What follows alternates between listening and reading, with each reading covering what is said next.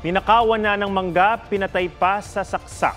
Yan ang sinapit ng isang lalaki sa kamay ng kanyang kapitbahay sa Binangonan, Rizal. May report si Mariz Umali.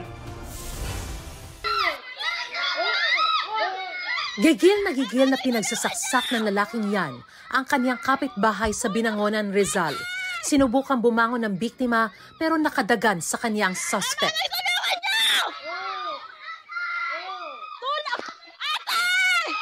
Patay ang 56 anyos na si Mauro Lopez matapos magtamo ng 5 saksak sa lieg.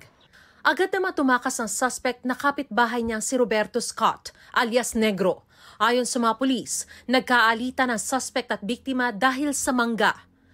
Ito pong anak ng suspect po ay paulit-ulit nagnanakaw po ng bunga ng mangga sa kanilang tanim. Ang sabi po minsan ang nakukuha nila ay nasa 30 kilos na mangga. Yun po yung ibinebenta na nitong nitong mga bata at nung suspect. 2 taon na raw nagnanakaw ng mangga ang anak ng suspect. Sabi ng may bahay ng biktima, nanay niya ang nagtanim ng puno ng mangga at pag-aari nila ang lupang pinagtaniman nito.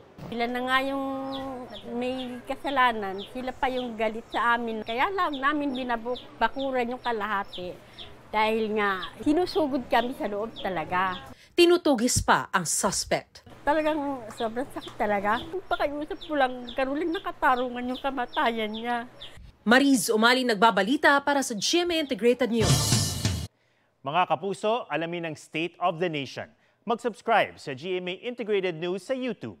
Sa ating mga kapuso abroad, samahan niyo kami sa GMA Pinoy TV at sa www.gmanews.tv.